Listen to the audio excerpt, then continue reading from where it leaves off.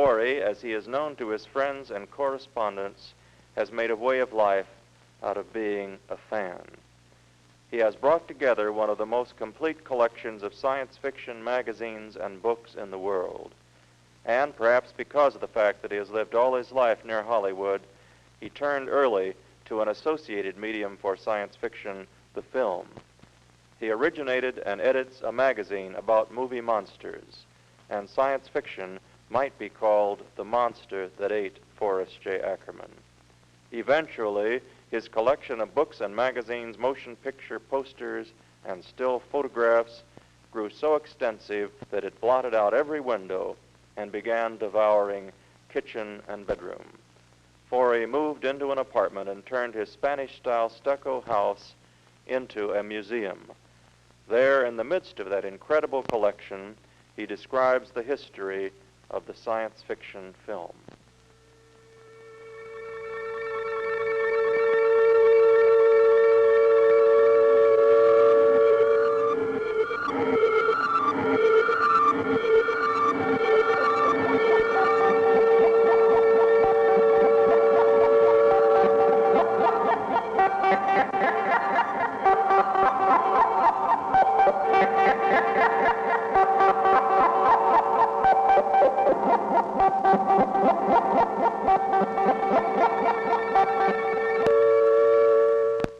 My name is Forrest J. Ackermann. As I speak to you from the year 1970, I'm 53 years old. For 46 of those years, I've been seeing science fiction films. The first I ever saw was in 1926, The Lost World by Sir Arthur Conan Doyle, his famous novel of the brontosaurus alive today and loose in London. He meddled with things man was meant to leave alone. He tampered in God's domain. Now, these anti-science cliches that have dominated the majority of science fiction films, but never dampened the ardor of the mad scientist persecuted by superstitious mankind. Boris Karloff acted into his 81st year and suffered horrendous fates for daring to probe beyond the bounds of orthodox science. And what were some of these blasphemous experiments? Cryogenics in The Man with 9 Lives, 1940. Prolongation of life with an artificial heart in The Man They Could Not Hang, 1939. Revivification of an electrocuted man in The Walking Dead, 1936. Have screenplay writers, producers, motion picture companies really believe the myth of too much science being a bad thing? Not really. Mad science merely means good box office, just as horror headlines sell newspapers.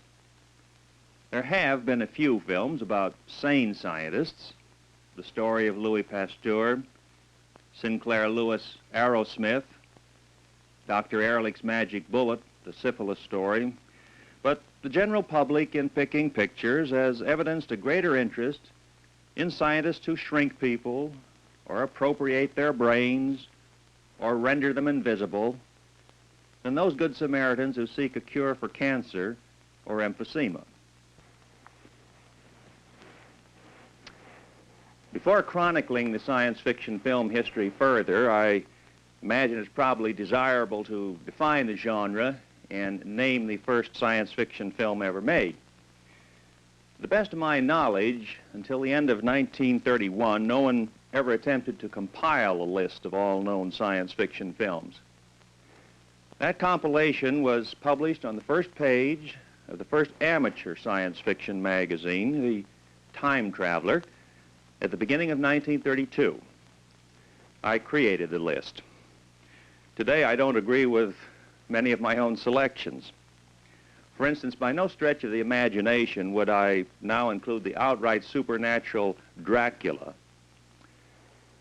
I think a science fiction film pretty well defines itself. Most of the pictures are about inventions or catastrophes outside the normal, experiments gone disastrously wrong, life on or from other worlds, the multiple extrapolations of the future.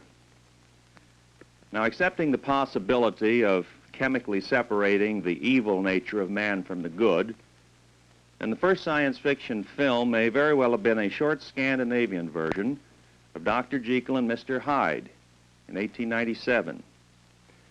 The Jekyll-Hyde syndrome, with the inevitable son and daughter sequels, seems to hold the record for remakes, with something like 25 versions to date.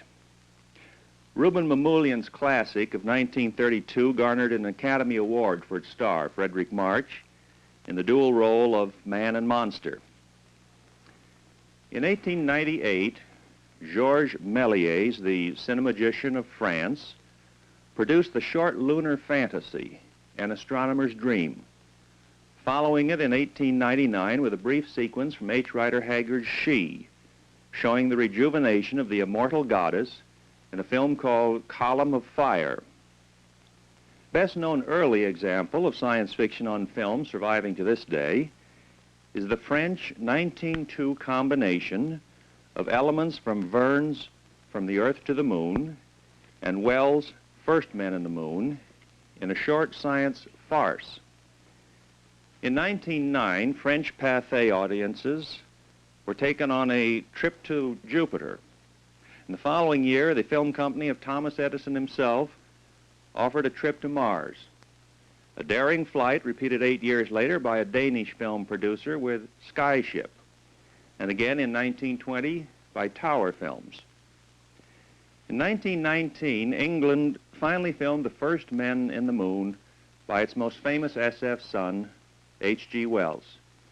But it remained for the greatest animator of his time, Ray Harryhausen, to make the definitive version in 1965. A Message from Mars, 1921, was a utopian morality play transferred to film, while Radiomania, 1923, gave us an amusingly imaginative look at the weird inhabitants of our neighbor planet. The Russians filmed a highly stylized civilization of robotic Martians in A Elita, 1924, and Science and Invention magazine for 1923 records the highly unusual story of the Stellar Express, the rocket ship that flew faster than light, with the result that its astronaut, after landing on a distant planet, observed through a telescope his own arrival. Our Heavenly Bodies, German-made in 1926, would appear to be a lost masterpiece, perhaps the most serious, ambitious space film ever made. A few surviving stills show us an ether ship taking off from a metropolis of a future century and engaging in a more literal sense in the much later Cinerama production of the same name in a space odyssey. The weightlessness of the crew appears to have been convincingly portrayed. I believe the conclusion of this picture depicted several ways that the world might come to an end, as by fire or freezing, and that portions of these were incorporated in either a film called Evolution or The Mystery of Life. They were two separate pictures, one or possibly both of which I saw a single time at the beginning of the 30s. Fritz Lang, of course, made Frau im Mond, the prophetic woman in the moon, girl in the moon, by rocket to the moon, as it was variously known. And that was shown here and abroad in 1929, the year that he actually on film invented Countdown. Lang's moon, wrongly, had an atmosphere, rightly a powdery surface. A Trip to Mars was taken the following year, 1930, in the farcical music comedy Just Imagine, which will be covered later when I discuss future films. Flash Gordon and Buck Rogers rocketed around the universe in 4 serials from 1936 through 1940. But of course, these chapter plays bear the same relationship to science fiction films in general as comic strips to magazine and book science fiction. The first space film with international impact in the era of talking pictures was George Pal's Destination Moon in 1949, in color, with the fortuitous and felicitous combination of author Robert A. Heinlein and artist Chesley Bonestell collaborating closely on the creation of a memorable work, with Willie Lay as the technical advisor. 20 years ahead of the reality of 20 July 1969, the picture was a praiseworthy effort, flawed only slightly by the unnecessary comic relief. Space films to follow, such as This Island Earth in 1955 and Forbidden Planet in 1956, were less documentary and more daring-do, culminating in the multi-million-dollar, brain-bewildering 2001 of Arthur Clarke and Stanley Kubrick. No science fiction film since Metropolis has been received with such religious fervor and fanatic devotion, or else condemned with passionate displeasure. No viewer, pro or con, faulted it for its fabulous special effects, but arguments will probably still rage into the 21st century as to what the significance of its ending was, if indeed it had any. Space per se has rarely inspired productions above a lowbrow level in the films, mirroring more the hackwork space operas of old pulp publications such as Planet Stories, which eloquently emphasize the inarguable observation of SF author Theodore Sturgeon some years ago that, quote, 90% of everything printed, and by extension filmed, is of inferior quality. Space pictures from Japan, Italy, and elsewhere other than Russia have been pretty much of a piece, all pyrotechnics and tinker toy models. Leaving space for a look at the future, we turn back the clock to 1926, Metropolis.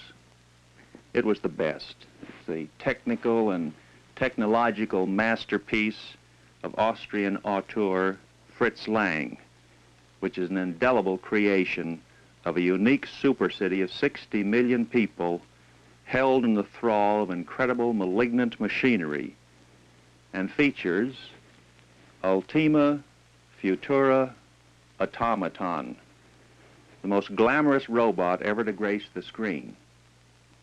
As I have been known to lecture an hour and a quarter extemporaneously about the merits of this single film, which I've 5 times to date, it is obvious that in this limited time I must hastily pass on to other futuristic productions, summarizing Metropolis succinctly as the supreme achievement of filmic future history. Just Imagine, made in 1930, forecast the world of 1980, a world, as Will McMorrow once put it, of indexed numbers, where Mia Farrow's mother, Maureen O'Sullivan, was the numeral named LN18, who sang to her hero J21 when he was a captive on Mars of the race of bad twin Martians. Incredibly infantile in its plot and humor, no more than 5 or 10 minutes of the entire film are worth watching. But the Gotham of 1980 was probably more breathtaking in its aerially photographed grandeur than the reality that will soon overtake us. Indeed, one day, if you are studying this course beyond 1980, may be in the past. High Treason, the second British talking film released in the USA in 1930, forecast the world and the war of 1940. There was a Channel tunnel between London and Paris, which was blown up, photo phones to see the person conversed with, one of the Federated Atlantic States gas-bombed by enemy Zeppelins of the Europans, while the MGM plea for pacifism in 1933, Men Must Fight, was similar in theme, but inferior in effects to High Treason. Other glimpses of the future were seen in FP1 Does Not Answer, 1933's vision of transoceanic flights to come, the German Tunnel of 1933 and its British remake of 1935, Transatlantic Tunnel, the German Gold, Transmutation of Elements, and Master of the World, Robots, in the mid-30s. up to the fair adaptation in 1956 of George Orwell's frightening literary warning, 1984. But less than inspired adaptation, 1967, of Ray Bradbury's powerful book-burning extrapolation, Fahrenheit 451. The French Alphaville and Italian Tenth Victim, both 1965 releases, were perverse projections of possible futures. H.G. Wells in Things to Come, 1935, created a science-film masterpiece for all time. If you have seen Things to Come and rated less than memorable, you flunked the course. I have seen it in excess of 40 times, a record which I think attests to my estimate of the value of the film.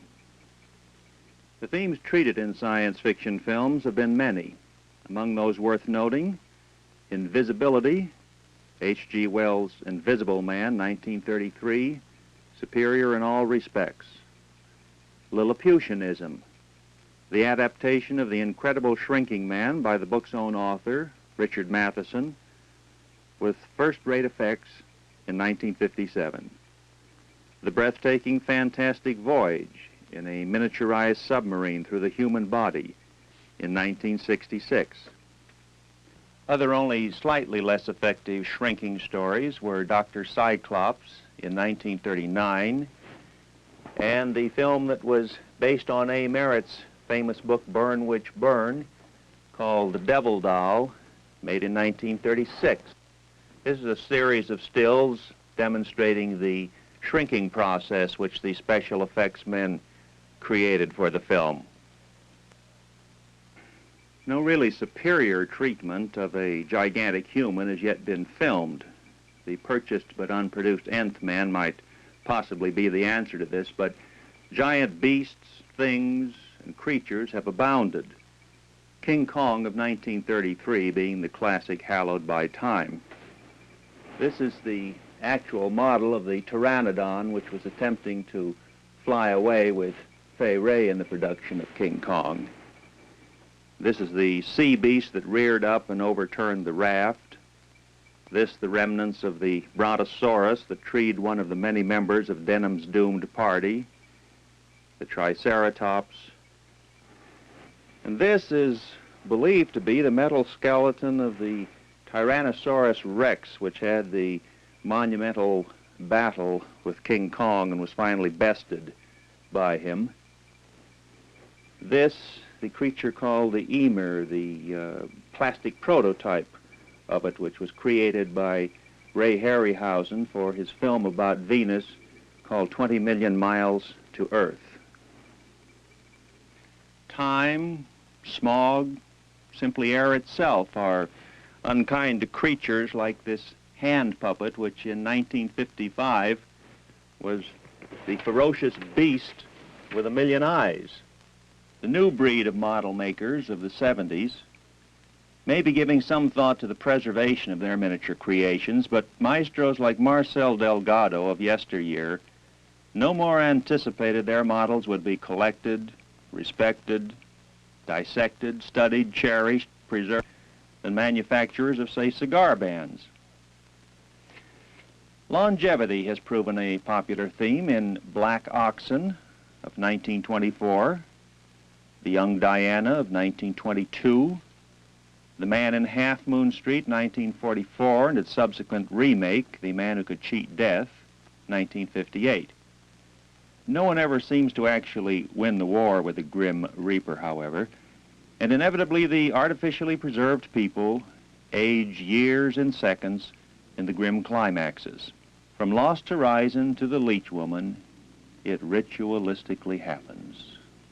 After dreaming as a young man of the spectacular destruction of the Earth by cometary collision, I could scarcely believe how dull and boring the end of the world could be when I saw the French version of 1931. At a revival in 1969, the picture had not improved with age. Deluge, to my mind, remains the definitive world destruction depiction.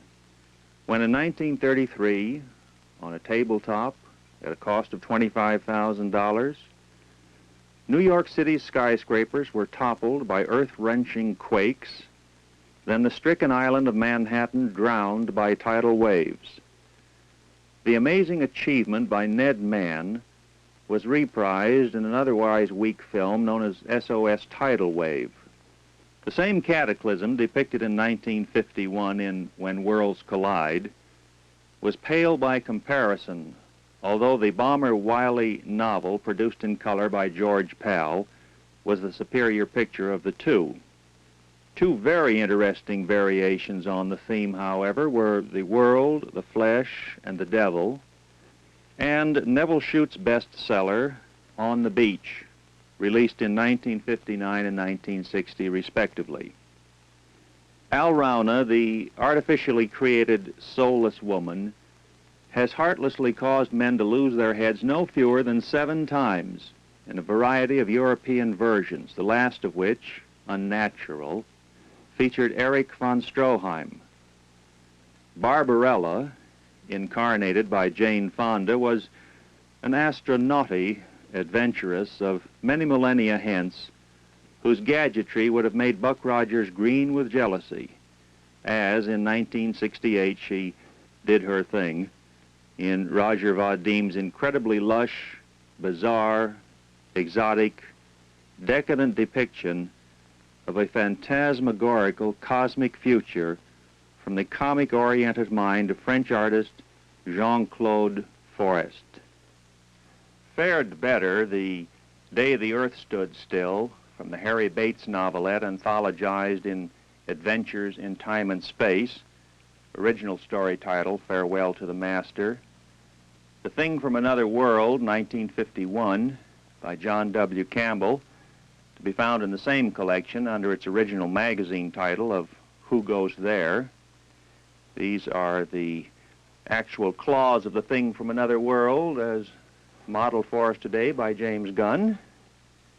Thank you, Mr. Gunn, for a very effective demonstration of the claws. And 1941, there was The Devil Commands, a Boris Karloff attempt to scientifically establish communication with the astral plane based on the well-received book by William Sloane, The Edge of Running Water, and the especially effective adaptation of John Wyndham's best book, The Midwich Cuckoos, filmed in 1960 as Village of the Damned. Wyndham's watershed work, The Day of the Triffids, was not quite the success of its Midwich predecessor when it reached the screen in 1963. Frankenstein, the world's #1 nightmare conceived in the teenage mind of Mary Shelley in 1816, first reached the screen in 1910 via the film company of Thomas Alva Edison, was filmed a second time as Life Without Soul in 1915, The Monster of Frankenstein, Italian, in 1920, and then definitively in 1931 with Boris Karloff. A German serial in 6-hour-long installments called Homunculus was released in 1916 and climaxed with its soulless artificial creature meeting death at the hands of nature via a lightning bolt, as Wiley's Gladiator would do many years later. In addition to films previously called to your attention as worthwhile or outstanding, serious students of the science fiction cinema cannot afford to miss a viewing of any of the following should the opportunity afford itself. The War of the Worlds, George Pal out of H.G. Wells, with breathtaking special effects, which in fact won an Oscar in 1953. This is the actual model of the Martian war machine. The Island of Lost Souls, 1932, screenplayed from H.G. Wells' Island of Dr. Moreau, treating insidiously of the accelerated evolution of animals into manimals. The Invisible Ray, 1936, vintage Karloff and Lugosi at their mad, bad scientist at best. Dr. X, 1932, a gripping scientific mystery with a chilling climax featuring synthetic flesh. The Mysterious Island, a milestone for its time, 1929, with a subsea civilization discovered by Verne's Pioneer submarines, a creation of haunting beauty. It Came from Outer Space, 1953, about 85% pure Ray Bradbury, and in third dimension. Them, Best of the Giant Insect Tales in 1954. The Time Machine, 1960, favorite of some George Pal enthusiasts. The Planet of the Apes, 1968, an eminently satisfactory treatment of screen science fiction. Journey to the Far Side of the Sun, 1969, excelled with its realistic models, obviously influenced by the first-rate miniature work of 2001. And what conclusions are to be drawn after 70 years of science fiction on the screen? The estimate of those most knowledgeable in the field, Walter Lee and Carlos Clarens of America, Louis Gasca of Spain, John Baxter of England, Lotte Eisner, France, the Belgian Groupe d'études pour le cinéma fantastique, pronunciation of which I don't guarantee. Esperanto is my native language. But these experts estimate that a figure approaching 2,500 is the number of films which SF cineasts would agree on as having been produced during the first 7 decades of the 20th century. 2,500 films. But how many classics? How many even based on magazine stories or books? How much richer the past history of SF films could have been had producers reached into the pages of Astounding and Galaxy magazine, the minds of men like Asimov and Van Vogt and Frederick Pohl. Quality and box office are not entities alien to each other. Artistic successes can also be financial successes. The time is long past when we should already have seen Brave New World, Looking Backward, R.U.R., The Vicarian, The World Below, Ralph 124C 41 Plus, To Walk the Night, Sinister Barrier, Slan, The World of Nothing, The Voyage of the Space Beagle, Odd John, half of Heinlein, a lot of Sturgeon and Weinbaum, and Stapleton and Van Vogt and Campbell, and even much more of H.G. Wells. Pioneers of basic ideas of science fiction like Ray Cummings, Edmund Hamilton, Jack Williamson have been shamefully neglected. Their works overlooked when themes they either originated or perfected frequently were scripted by latecomers or non-entities not even associated with the field. Study the best of the past. Fritz Lang, for imaginative interpretation of his written material. Jack Pierce, for the ultimate in makeup. Boris Karloff, for integrity of performances. George Pal, for subject matter. James Whale, for direction. Carl Freund, for camera work. Marcel Delgado, for prehistoric life models. Willis O'Brien and Ray Harryhausen for animation. Kenneth Strickfaden for electrical laboratories.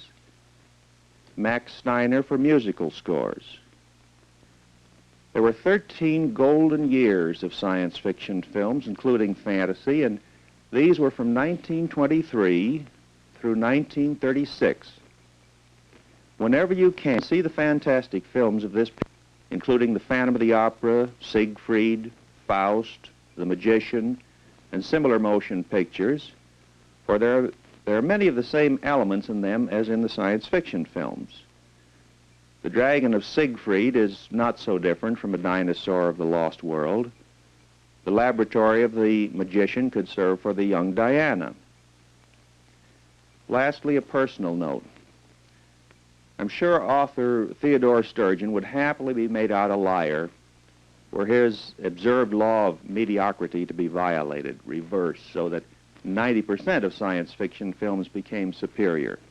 and only 10% were worthless trash.